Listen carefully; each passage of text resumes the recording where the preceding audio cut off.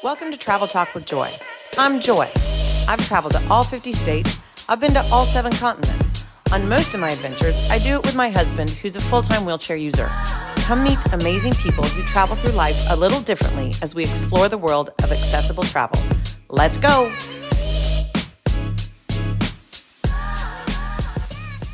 Welcome to Travel Talk with Joy. Today, I'm so excited about our guest. For those of you that do not know Kaylee Bays, Kaylee is a powerhouse that has stormed on the scene in the past few years, but she's had a particularly crazy last 12 months that we're going to talk about. And when I say crazy, it's been an understatement. When just 3 years ago, Kaylee was literally learning how to do wheelies in a wheelchair. It's insane, the growth. And now just a couple things that we're going to hit on. She's a little sis with the Rollettes. She was on So You Think You Can Dance. And then she was on the biggest platform ever of being on the Paralympics for the opening ceremony. So, I mean, talk about a glow up. It's been incredible. It's been so neat to watch this. And I'm so excited you're here. So thank you. Thank you. It's been a really, really wild year, 2 years. I mean, you say glow up. I feel like glow up is even an understatement. It's been an entire transformation of not just my life, my career, the way that I view myself and the way that I view disability as a whole. I'm a completely different person than I was 2 years ago, and I'm so grateful for it. I'm so excited to talk about that. And I think it's just like something that is so encouraging to other people when they're like stuck in a bad place to be like, wow, you never know what your life is going to be. 2 years, your life can completely change. So let's talk a little bit first and just dive into the history of your love for dance and then also your ultimate diagnosis with Ehlers-Danlos. So start with just dance. How did you grow to love dance so much? So I started dancing when I was 3. My mom put me in dance classes because I was very passionate about movement and music, but very uncoordinated, which would later on be like the first tell-all sign that there was something going on. But I was absolutely the most uncoordinated kid in the class with the most heart and passion. And I worked really hard to find dance in ways that it worked for my body long before I ever had a diagnosis. But I definitely had pain throughout the entire time that I was training in dance studios, elementary school, middle school. I fought for dance in middle school when I was diagnosed with severe scoliosis. And as my curve progressed to 63 degrees, that was actually the first time that I used a wheelchair because I had a full spinal curve. And I was at 12 years old battling a full spinal curve. I was still in dance classes up until I was told by my studio that I could not perform in the recital. And that was because I had just started using a wheelchair. And so I was kicked out of the recital, and they gave me my costumes anyways and gave me a free ticket to the show. So my passion for making space in the dance world accessible comes from many years of having a lack of accessibility or even access to dance. My curve was corrected, and I continued to dance all through high school in musical theater. And I moved to Los Angeles when I was 17 to become a professional dancer. I worked for Disney in the parade department until 2018 when I received my diagnosis, my long-awaited diagnosis of Ehlers-Danlos Syndrome. And so from there, I stopped dancing, thinking that dance was over for me. I didn't see anyone that looked like me. I didn't see anyone represented in my light. And all of the training that I had had when it comes to dance, if you are not the one with the strongest technique, with the most strength, with the most flexibility, you don't work. If you have physical things that you have to work through, then that means that you're not a dancer. And so for me, it stopped me from dancing entirely. And so from 2018 to 2021, I taught dance until I was teaching dance on a rolling stool. And then I was teaching dance on the ground. And then I was teaching dance from a loaner wheelchair that I had. And in 2021 was when I started taking online dance classes, and I started adapting it all sitting on the floor of my house, just because we were in the pandemic and there was nothing else to do anyways. And so I adapted, I made it work, and here we are now. Okay, so let's pause there for a sec and first tell us, like, what is EDS, and explain to our audience a little bit what that does and how that affects you. Yeah, so EDS, or Ehlers-Danlos Syndrome, is a group of inherited connective tissue disorders caused by defective collagen in your body. So essentially, my connective tissues are all becoming weaker and weaker over time. So the connective tissues that hold your joints together, your stomach, your arteries, mine are just becoming looser and looser. So I have constant joint subluxations, or small dislocations. I have constant pain, and I have other conditions which cause me to pass out on my feet if I'm on my feet for too long, so on and so forth. But EDS affects everyone differently. So my experience with EDS may be different than the next person's, but my entire family has it to varying degrees, and we did not know until I got my diagnosis in 2018. Wow. How did they diagnose it? So right now there is only, I believe it's one or two types of EDS, and there are 14, one or two that can be detected through a genetic test. The others, it's basically like a checkbox, and just because the genetic mutations have yet to be completely identified. So it's like a checkbox of, do you have this symptom? Yes, I got diagnosed through a geneticist. Okay. So you talk about pain that is associated with it. Is like when you have days of overuse, is that increased pain, or tell me how that works? Oh yeah.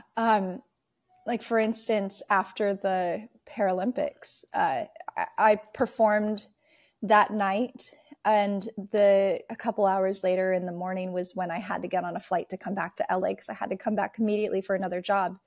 And the entire car ride to the airport, I was just sitting there shaking in tremors and in severe pain, nerve pain, and just like a stabbing sensation in my joints. But I was also so fatigued that the poor Uber driver had to pull over so I could throw up out of the car. Oh no. But that's the reality of what I do and what I go through behind the scenes, in order to do what I love. And others are adapting either in similar ways or the same ways, but there's a lot that goes behind the scenes. So with things like travel and preparing for when you have big events like that, how do you like get in the headspace of, okay, here's what I have to, how do you prepare for that? So specifically, the Paralympics was the first time I had ever traveled out of the country, ever at all. Wow. I got the call and I had 24 hours to be on a plane. So I only had 24 hours to prepare for a job in a foreign country, but also traveling on wheels to a foreign country. And so did you have a passport? Yeah, thank goodness I did. Thank goodness I had a passport. That's why everybody needs a passport, just in case you never know. You're going to, because you could get the call and literally have 24 hours to be in Europe, and you're sitting in your apartment in LA. So I didn't really have time to like mentally prepare myself until I was sitting on the plane for 10 hours, and then started thinking about cobblestone and started thinking about the logistics of being on wheels in a country that I'm unfamiliar with. But I knew that going into the Paralympics, we had support from the people that we were working with and working for. So a lot of our needs were taken care of for us. But as a disabled person who travels often in the US, there are a lot of times where I don't. And so I just sort of have to tell myself there's always going to be a solution. There's going to be a solution at the end of the day. And at the end of the day, travel is worth it, right? Yes. And travel is something that should be made available to those who do want to take that journey. I think that travel and experiencing different lifestyles, cultures, places is so essential to just being a human. As a human that has a disability now, how does that how does that change things for you? Like, are you like for years, were you like, well, I guess I won't travel? Or Oh yeah, I actually, it was right when pandemic started. So 2020 was when I really started to feel myself losing mobility. And I took an entire cross country van trip and hiking through different national parks, because I thought, this is my last chance to travel. This is my last chance to see the country. This is my last chance to go to Glacier National Park. I literally took a van trip thinking that it was my bucket list trip, and it was going to be it, which was not at all. no, not at all. Okay, so let's talk about then how you realized that you could still be a dancer while using a wheelchair. Like, what really brought you into this whole thing of, okay, I can do this and it can be beautiful and fulfilling? So in 2021, I had a friend who was a photographer who had been taking pictures of me for fun, dancing. I'm super flexible. That's one of my problems with my condition, is I'm too flexible. And so I could throw my leg up in the air and fall on the ground and nobody would know, because the picture looked great.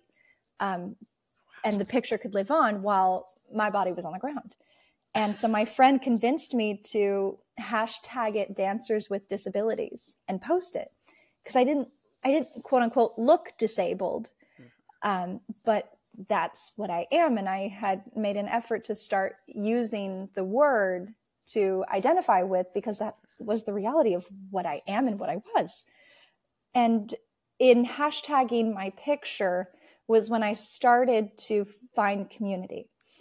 And that was when I found that there were others on wheels doing what I wanted to do. That was when I found videos of Chelsea Hill dancing on wheels. And I didn't at the time think that I, one, would be a wheelchair user, but also didn't know how it would be possible if not for these other leaders who had done it before me. And so that's how I fell into the world of disabled dancers. I worked really closely with a couple friends who I just fell in love with virtually, who all have different disabilities, but we all go through the same experiences of being dancers in the room who don't fit the box. And we all learn from each other. I love it. So how did Disney intersect with your story? Because I saw some pictures, did a little deep dive and went back a few years, and there you are, like on this Disney stage with your larger than life. Hi, here I am. And I was like, oh, she looks so good. Tell us how that happened. Yeah, so I didn't think I would ever go back to working at Disney. I was lucky enough and fortunate, blessed enough to be able to be the first wheels ever hired as a dancer on a Disney stage. There had only been one wheelchair user before me, and her name is Jennifer Kumiyama. And she is a vocalist who was in Aladdin the musical. And so for me, I auditioned just as everyone else did at an open call audition. And I made it all the way through until the last round of the callbacks. And then I asked if I could be seen with the other dancers in the group callback, because they had offered me like you can come in and audition solo one-on-one for us for the callback, so you don't have to dance with the group. And I asked to dance with the group, and they saw how I could blend with an entire group of able-bodied movers. And 2 weeks later, I got the call that I had booked Rogers the Musical. So Rogers the Musical made me the second wheelchair user ever on a Disney stage. And that show taught me so much about expanding movement, about the possibilities as a dancer on wheels. And it's still really surreal to think about. But that absolutely was the start of something really beautiful. So Disney is grueling, I bet, because it's a lot of performances. How did you deal with that that demand on your body, day after day of doing that? So I was really, really well supported behind the scenes at Disney. We had an athletic training team that we could go and see. So if at any point, like I had any sort of pain, any sort of discomfort, if I needed something taped, if I just needed to lay down on a heat pack for like an hour or so between shows, we had that access. We were very well taken care of in that sense. If I needed a break at any point, that was always honored. But Disney, I mean, it was a push. It absolutely was a push, but it got me ready for what was to come. Because what was to come. What was that? How long did you work for them? So as a dancer on wheels, I worked there from May was when we rehearsed, and then show opened June, ran July, August, up until the very start of September, and then it closed. So you said it really did prepare you, though, for what was coming next. Mm-hmm. Yeah, the second that the show closed was when I got an email inviting me to audition for So You Think You Can Dance. Wow. Let's go there next. So that was one of those things that came across my Instagram, wheelchair dancer. I was like, wait, what? And I mean, that was so cool. And how much they let your story shine through too. So talk a little bit, how did that process go?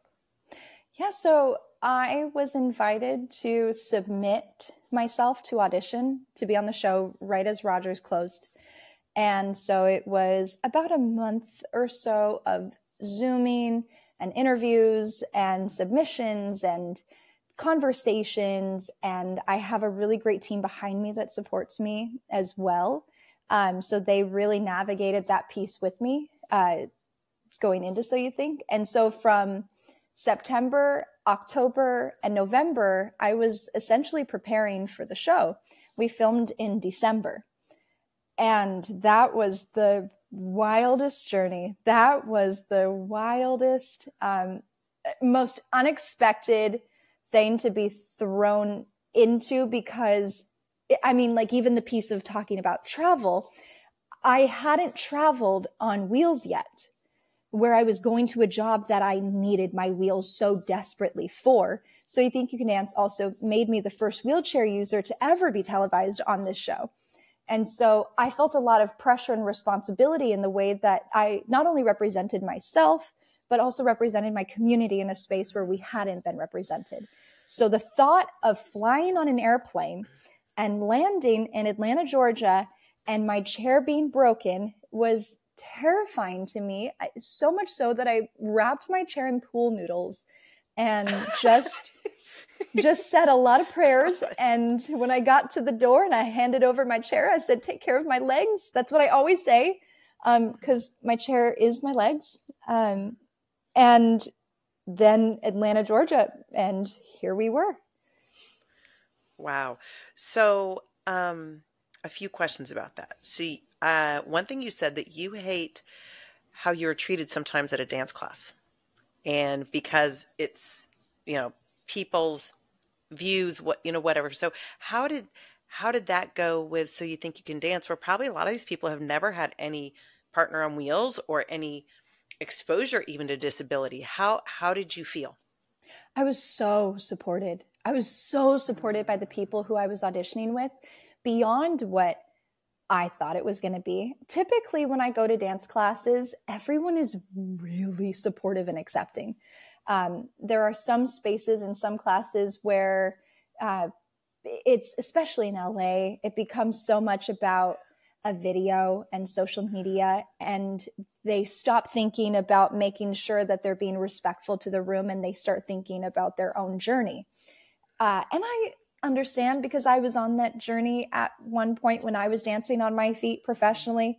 But in this space at So You Think, I mean, I fell in love with everyone I was auditioning with. Nobody saw each other as competition, but we also all took each other seriously as artists. Mm-hmm. And that was what I felt immediately at So You Think. Wow. I was curious about how that would go with the other dancers with their lack of exposure to someone with a disability. A lot of questions, but I made sure that everyone felt safe in being able to ask questions. Cause I wanted, So You Think You Can Dance is the future. The people that are auditioning for So You Think are the future leaders of the industry, the future choreographers, future casting directors. And so I knew that it was important for me to bridge that gap for the future generations in making sure that they understood me and my community and why I was in this space. And that was just the best. So, can you share a little about your creative process and how you take, what you used to do with dancing on legs to dancing wheels? Like, how does that work for you from the to make each performance so unique, but also uh, dancing without legs?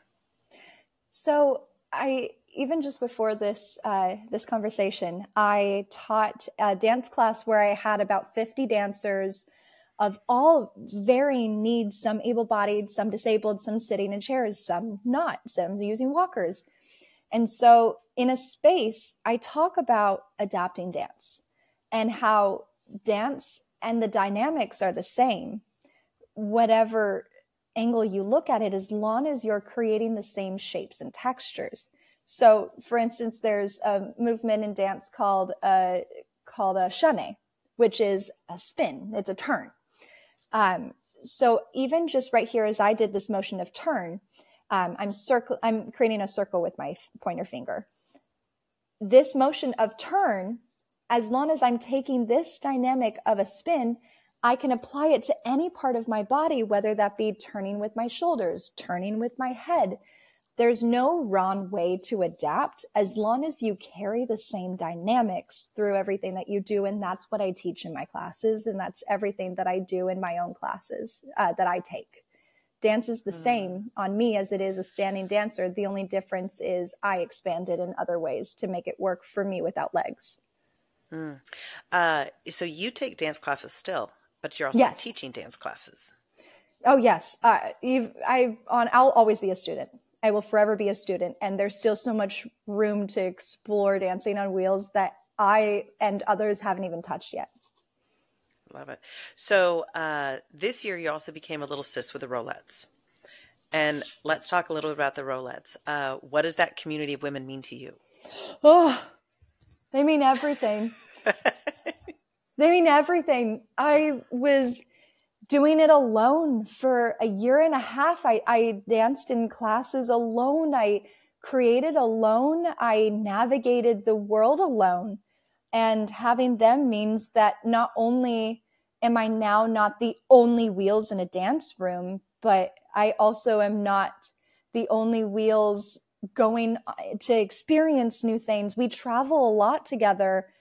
I can call them anytime that I'm going through something that only they would understand, or even just like girl stuff. But they're my sisters. That's my sisterhood. That's been the greatest blessing to my life, has been gaining a family on wheels.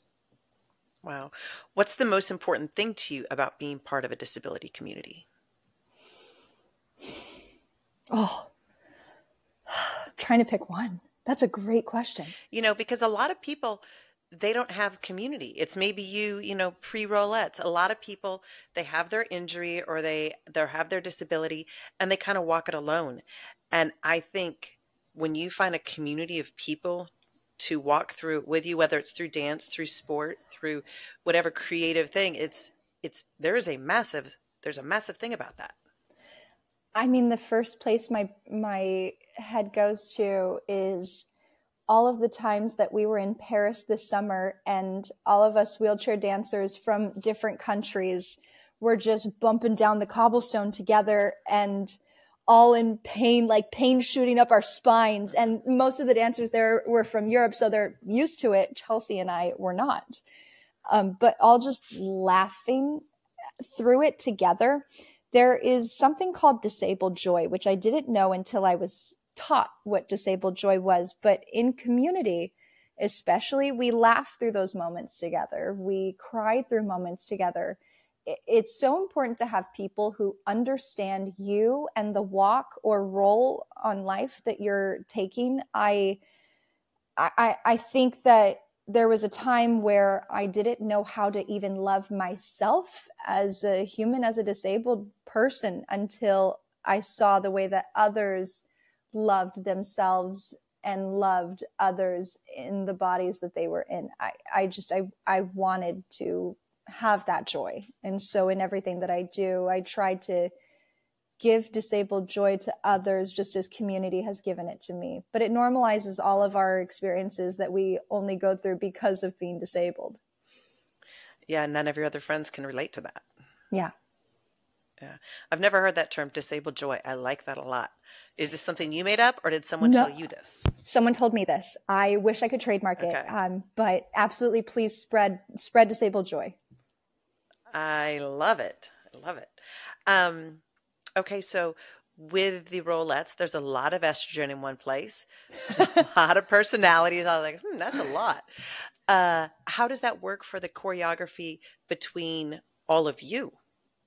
Especially with the perspective of, like, for instance, me joining the team, I come into this with a different experience, disability, and different perspective on movement. And so for me, like, coming into this, I'm learning how to adapt to a room of wheelchair users, because for a year and a half, I had gotten so used to adapting to a room of disabled, or to adapt to, for the last year and a half, I had to get used to adapting to a room of able-bodied people. And now I'm adapting to a room of disabled dancers and blending into that as myself. When it comes to choreography, Chelsea and Connor's our team captain, and then Chelsea Hill is CEO and boss babe of everything. It's been getting used to blending and finding a way for all of us to blend with all of our different bodies and all of our different strengths, but also blending in rooms, in social spaces. It's been so fun. It's been so fun, and it's taught me so much. But definitely there's a lot of estrogen in that room. Content days do get wild, but we all just adore each other so much that we don't really have beef. We don't really have drama. We're really unproblematic. We have problems with the world, navigating the world, but with each other, we need each other. So we really love on one another. So how is that experience? I'm just imagining the Rollettes going on an airplane, like 5 girls in chairs. They got to be like, what is happening? Like Delta Airlines is freaking out when all these 5 girls roll up. Explain that process. Oh, let me tell you what happened going to Austin, Texas, 3 weeks ago, because we showed up at the airport with 5 wheelchairs, and the airline looked at us like we were out of our minds. And they always assume when they see us that we are a wheelchair rugby team or a wheelchair basketball team. And so they always ask what sport we play. And so we say dance, and they go, oh. Like, it's still surprising that there are dancers on wheels.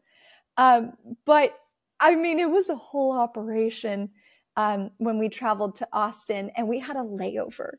And so having to switch planes halfway and do it all again. There are only so many aisle chairs. There are only so many minutes that can be spent bringing us onto the airplane, especially if our gate is not like, I don't know how to explain it, but there's the gate, and then there's the bridge, the jet bridge. And for us, the airport that we always leave out of doesn't have a jet bridge. We board the plane on the tarmac. And so they have to wheel us up these ramps, and it becomes a team operation, and we can hear them huffing and puffing, and we have heard them complaining over radios to each other, and it's sometimes degrading, and it sometimes feels like you are a piece of luggage just being tossed around, but we laugh through it together.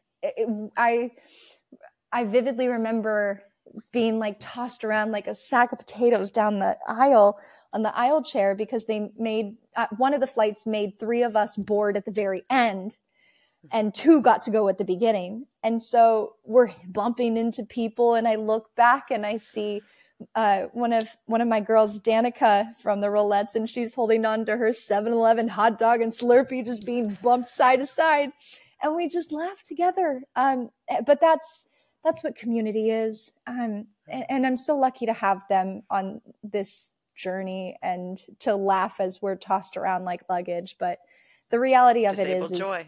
is disabled joy. Yeah.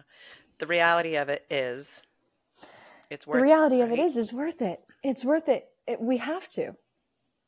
Yeah. I mean, hopefully we'll get better. Hopefully we'll get better. If people stayed at home, people would be like, the airlines would say, we don't need to do this because there's not travelers. No, there's plenty of travelers out there in chairs, saying, no, this is worth it. We want this for our lives. Yep. It will change. Well, I'm sure your whole community of women there at the Rollettes and all the Rollettes experience girls were just like dying when they saw the opening ceremonies, because you guys kept the biggest secret. Like, even at Rollettes knew. experience. Yeah, no one knew. We landed, our plane landed, and the next day Rollettes experience started from our second round of rehearsals. And so it was just eating me up being at Rollettes experience the whole time and having this big secret of like a groundbreaking opening ceremony that would be a huge, huge message from our community to the world. And to even be a part of that was surreal, but to go through it with Chelsea and to go back to real life and keeping the secret was just absolutely wild. Did they make you sign an NDA? Is that why you couldn't say anything? Yeah. Okay. Yeah. They wanted everything to be a surprise. They wanted everything about the show, the theme, the topics, the music, who was in the show. It was so secretive that we couldn't even play the music out loud during rehearsals. We had in-ears, so they're little earpieces that connect to a radio. They played our music in our in-ears, and they taught us the choreography in our in-ears. So the whole time we were rehearsing in this convention center in France, and it's just all you hear are feet or wheels skidding or crutches hitting the floor. And you don't even hear people's voices. You don't hear music. Okay. So you said earlier that the invite was 24 hours ahead of time. Hey, do you want to be in this show? Is that literally how this happened?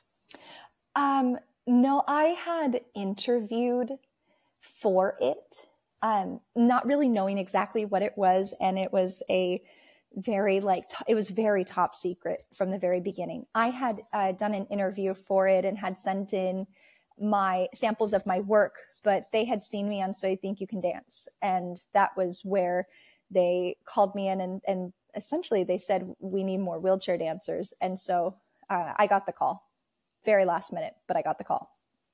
Okay. So you and Chelsea go to Paris. You guys are the principal dancers that are the U.S. dancers, right? Just the two of you. Yeah. Yeah. We were the only U.S. dancers in the opening ceremony. Okay. So let's first talk about the fashion and how the outfits were picked. Tell us this process. Louis, our designer, is one of my favorite people in this entire world. He, at the very beginning of the process, sat down with us and asked us what garment would be our dream to wear, what outfit would be our dream to wear in the opening number, but had never been made accessible for us. He wanted to do it. And he asked all the questions down to color. What do you need specifically tailored to you? What garments work? What textures work? What doesn't? I mean, there were so many questions and there was so much conversation that by the time that I put the costume on for the first time, even though there were things that didn't work perfect, because it takes several fittings with costumes to make sure that that you get it right. Unless you get it on the first try, then go you. But I put it on for the first time and I just cried because it started to hit me that it was real. But also this was the first time that I'd ever had something that made me feel like a freaking rock star that worked for me. Wow. So the gray pantsuit, you said, okay, I'm thinking pantsuit, I'm thinking gray, like literally you're having this kind of discussion with this clothing designer. Yeah. Because I am an ambulatory wheelchair user, which means that I can stand, walk at some capacity, depending on the day. Not well, but I can. Yeah. And so in my dances, if I am at a place that day where I have the energy of the strength, I will incorporate my legs into my movement. So I knew I wanted to wear pants. And I knew rock star. We would hear the opening number song and it just, even like thinking about the music, it just makes my chest tingle. But it made me feel like a rock star being on that piano. And so I wanted a costume that embodied that. I said I wanted to be a disco ball.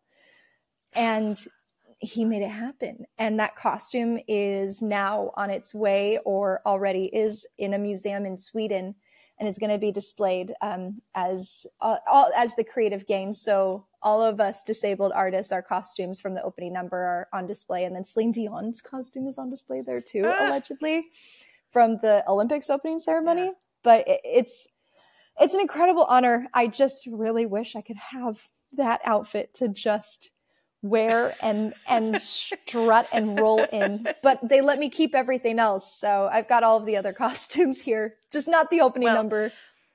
How many hours did it take to rehearse? Like, how many hours of rehearsal did you have for that entire thing? Did you guys have a lot of hours of rehearsal? I basically secretly lived in France for 2 months. Wow. And so we were rehearsing Monday through Friday, 10 a.m. to 6 p.m. every day. And so we would come home, Chelsea and I would come home for we would have a 1 week break. We would have a 2 week break. In total, she took 4 trips. I took 3. And so we would rehearse for 1 week at a time, and then 2 weeks at a time, and then a week and a half. So we learned the whole show in a week. And the whole show was about an hour and a half. And then from then on, it was making it bigger, creating storylines, finishing touches. And we just got to play with it for a while. It was so fun. Well, the powerful story that it told, that's where I loved the story that number told of people that didn't look at people with disabilities to then dancing as they dance. It just hit me so hard. You had this post and it said, I made a moment. I literally cry when I watch this post of yours. I literally do. You said, I will never forget the feeling of pain and complete physical exhaustion of what we had just done, and yet the overwhelming joy and tears as I was lifted by my friends after the world had just watched us all dance as one. Now I'm crying. Me too. It was so... Wow, I'm actually getting emotional. Well, your emotion, the emotion that you and Chelsea and all the other dancers showed during that performance, it was like you felt it. And I'm not going to say anything bad really about the Olympic opening ceremonies, but I didn't like it like I liked yours. It was powerful. And it made sense, and it told this beautiful story. And now we're going into the Paralympics that are, putting athletes on this massive platform. And I was just it just touched me. And obviously it touched so many people. I don't know if you knew this statistic, but 30 million people watched the Olympics. 15 million people watched the Paralympics. And that's freaking amazing.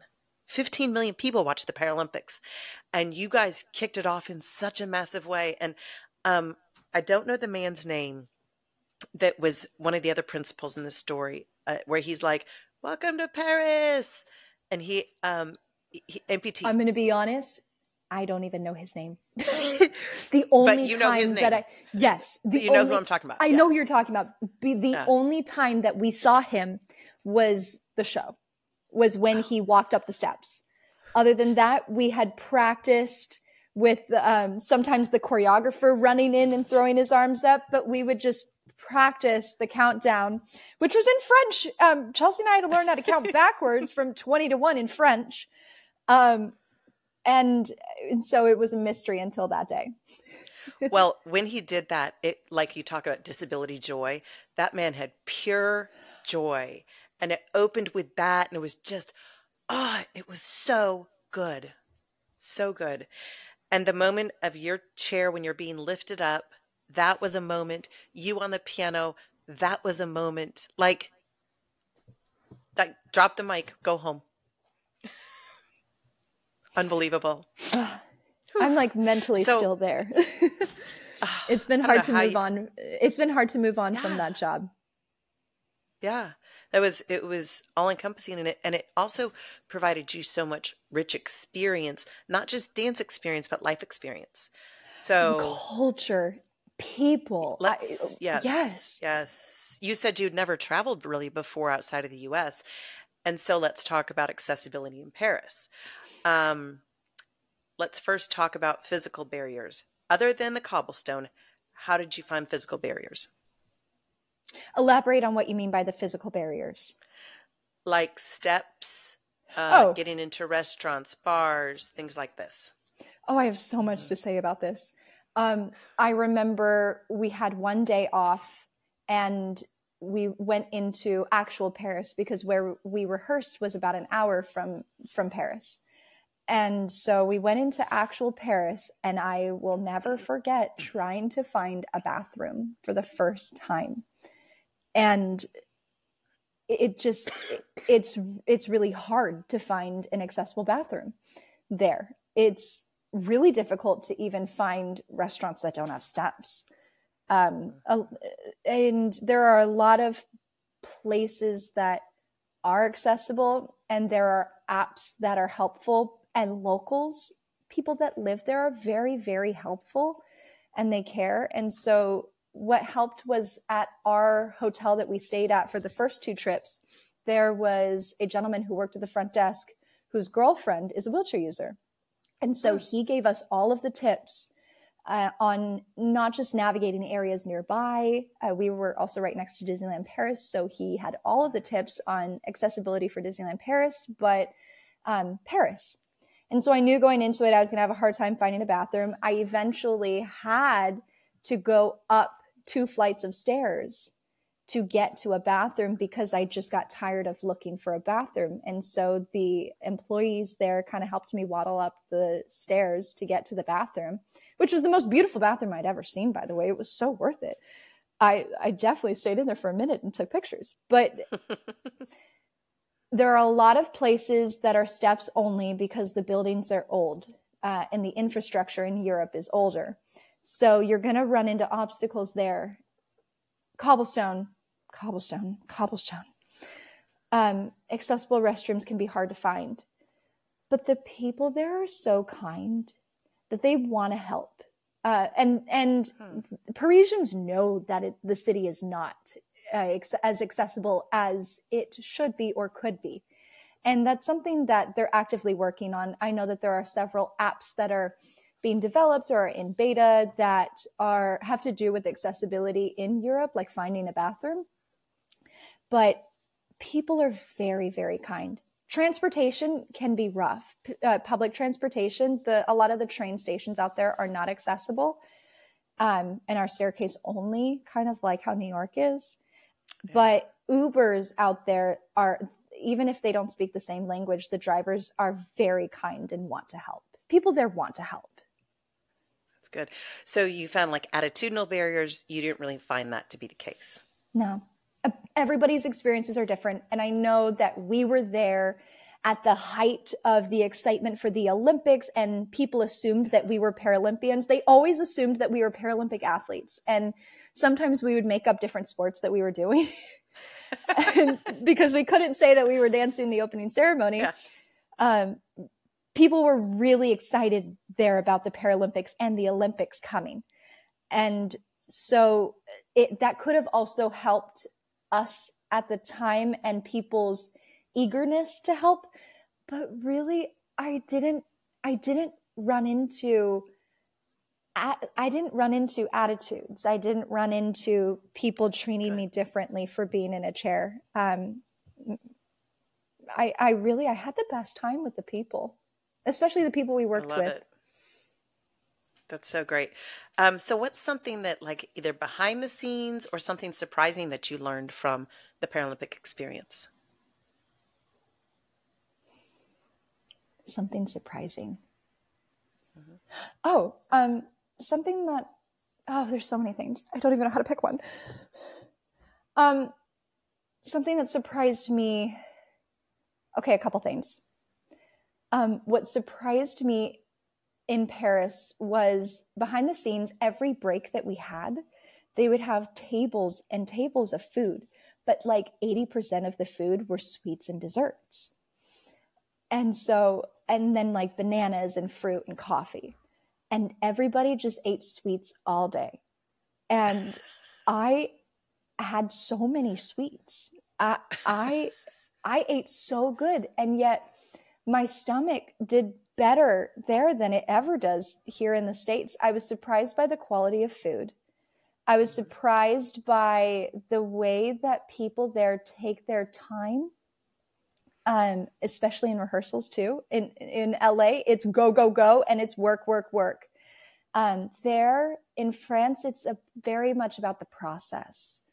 And so we took a lot of time in rehearsals, breaking down message and story more so than anything else I had been a part of. And then the actual Paralympics, I was shocked that they got us all accessible golf carts. Each one of us wheelchair users had our own accessible golf cart to like bring us into the actual Paralympic area and then bring us out and navigate us backstage. We had our own little private golf carts. It was so, so wild. I love that little tidbit. That's what I was looking for. Like, I'm like, there's got to be something. I was trying to think of stuff really as I was talking. I'm like, food surprised me the whole time. Yeah, the little golf carts. Little golf carts are my favorite. That, like, how do they stay so skinny when all they're eating sweets? It's the quality of food there. Well, okay, interesting that you say that, because I asked my friend there, that not that exact wording, but I said, how do people here eat so many sweets constantly?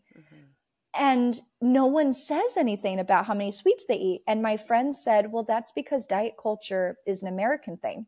Diet culture doesn't exist out here. And the quality of food is so good, you eat what you want to eat. They eat for joy and pleasure there. And as someone who has stomach issues, I forgot how to do that. But my tummy was so happy out there. Let me tell you, ooh, my heart was too. Have you brought the sweets back to your home? Oh, like, I took are you like, 3. come on, let's get on the sweets. Yeah, I took 3 trips out there. So I definitely like stocked up each time I came back and bringing different things home. I've still got like in my pantry, I have French chocolates still. I think I have a couple little jars of honey and jams. But I miss those croissants. Ooh, nothing hits the same. So good. So you become pretty much a role model for people with disabilities that are dancers. You know, I mean, people are looking up to you. Your whole Rollettes, all these women that are in the Rollettes experience, those kids are like following you, going like, wow, look at what she's doing, like so proud of what you're doing. What message do you want to share with younger people who want to pursue dance regardless of limitations? Oh, you keep asking me these really good, juicy questions that have like 5 million answers. I think if there's one thing that I'm going to emphasize to younger dancers who don't quite fit the box like me, it's forget the box. Throw away what in your mind you believe a dancer is supposed to look like. Because at the end of the day, the definition of dance is to express oneself through movement with varying amounts of force and time. And nowhere in that does it say that you have to have all of these abilities. It's an expression. It's storytelling. There's no wrong way to adapt. But dance is supposed to be storytelling. Dance is supposed to be a space for all, and it absolutely is a space for you. Okay, so on travel, what do you say to the person that is fearful of travel the way that you have been fearful? What do you say to that person? I understand the fear in it. I still have a hard time navigating the fear sometimes, or the anxiety of it.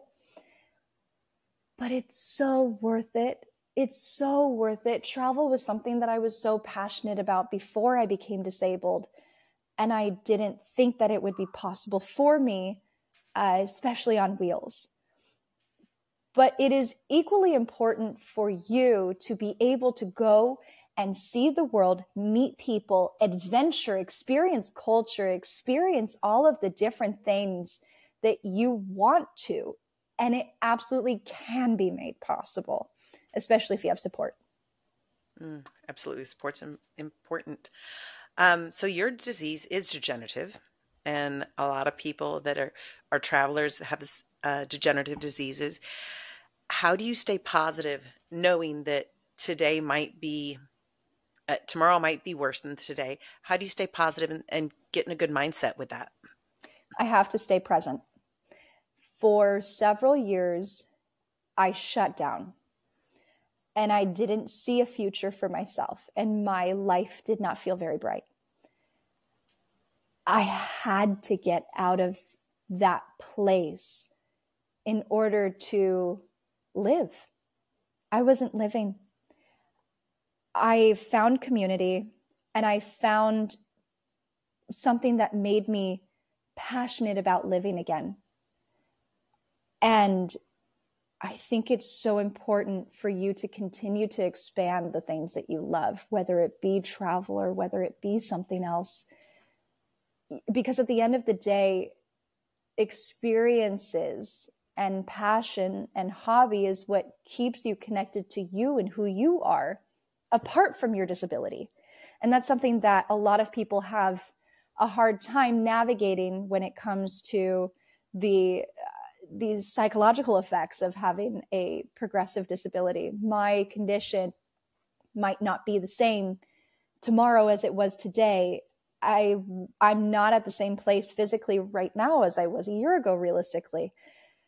But you have to stay present, and you have to live each day to the fullest while you've got it.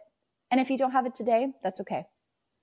That is such a good point of live each day to the fullest, but be present so you don't miss out on what today offers. Yeah. Yeah. So you've checked so many boxes in your dance resume, but there's more to be checked.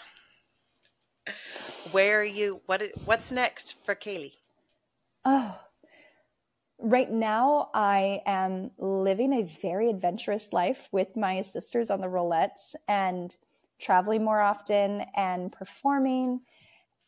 I have so many dreams and goals.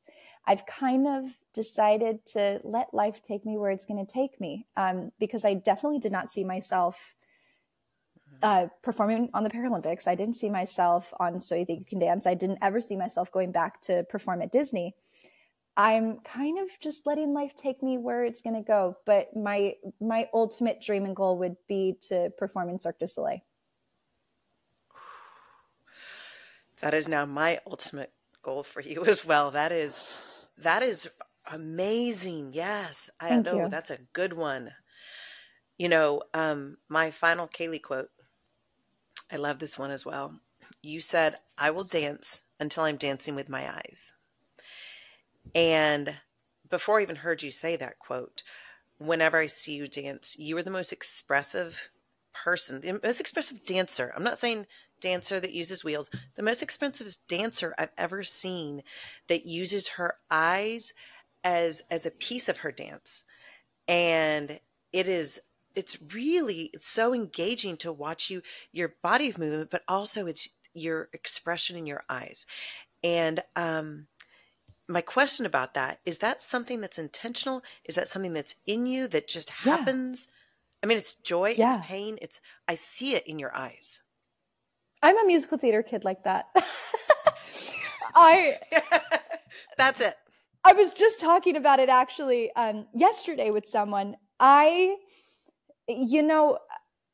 Dance to me is so much more than just movement. And especially now that I have limited movement, I have to tell the story with my entire body in a way that works for me. And so I do think about every little detail down to the eyes. But it comes naturally the more that I do it and the more that I just fall into the storyline. It's very natural for me at this point, but honestly, I'm a musical theater kid like that. And I've got a story tell with my entire body, even if I'm not using my entire body. Yeah, comes across amazing. So keep dancing with your eyes. Thank you. Incredible. But at the end of Travel Talk with Joy, every episode, I always do a little popcorn round of questions because the masses want to know reality truth from Kaylee. So, Okay. just quick. Here we go. Favorite country? France. Most important thing to bring when you travel? A tire pump. I regretted that one. Last great book you read? It's a book that I'm reading right now, and I don't remember the name of it, but it's about a sister who becomes a caregiver for her sister who's a wheelchair user. The book is literally right there. But it's amazing. I'm like 2 chapters in. Love it. I'll find out and we'll put it in the comments. Yes, please. Mountain or beach? Beach. Mountain or beach? Beach. Okay. Beach. Favorite band? Or singer? Noah Kahn. Ooh, good choice. Essential snack on an airplane? It has to be some sort of candy and something salty. I usually bring popcorn. Okay. The person you admire most? Chelsea Hill. Good choice. The craziest roulette, sis? Danica. Easy. That's been the easiest question so far. Best TV show to binge?